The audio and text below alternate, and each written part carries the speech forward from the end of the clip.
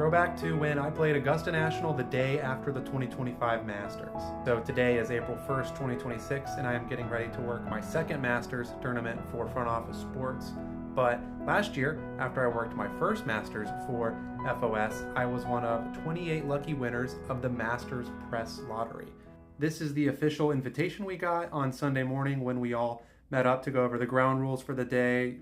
Men have to wear pants, of course no cell phones, just like at the tournament. As you can see, you're only allowed to show up exactly 1 hour before your tee time. And if I could change one thing, I would try to manage my time ahead of the round a little bit better. I didn't feel like I got a long enough time warming up on the driving range. I spent too much time in the clubhouse shopping. We'll get to that later, but that is my only regret of the day, really. You really can't beat Augusta National's scorecard. Simple, classic. I have to admit, I was extremely nervous on number one. I sliced my drive very far right. My caddy was like, it is okay, you'll get over it. And we'll get into it, but it was a rough start for me for sure. My handicap was like 13-ish last year when I played at Augusta, so it was not surprising at all to shoot a 50 burger on the front nine. You can see a couple triple bogeys, but I really found something like on the 8th hole.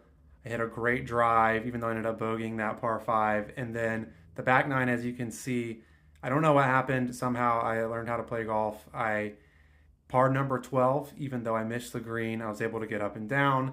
And then I just kind of went for it on 13, had my best drive of the day, had a 7-iron into the green, and was able to hit it in 2-putt. And then, closing with 2 pars on 17 and 18, even though I missed both of those fairways kind of by a lot. A great way to close out the round. I will say, Augusta National, as hilly as it is, I think the adrenaline was flowing through us that day, and my legs did not even feel tired at the end of it. I was just so amazed to be walking around the fairways and playing on those greens. It was just incredible. Did get some really sick mementos from the day, like these ball markers used on the course, and I got one in the clubhouse. Also got some ANGC gear, a polo, a hat, a sweatshirt. Lots of good stuff in there, although the clubhouse was kind of drained after the whole Masters tournament. They did not have everything in stock. Finally, I did write about my experience for Front Office Sports. A nice first-person feature just on the excitement, what it was like getting to the club, what it was like on the course after the round, the caddy, the locker room, all that. So you can go check that out at Front Office Sports.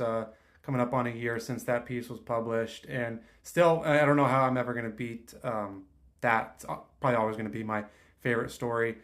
Fun fact, I cannot enter the lottery again for at least 7 years. If I never win again, it's totally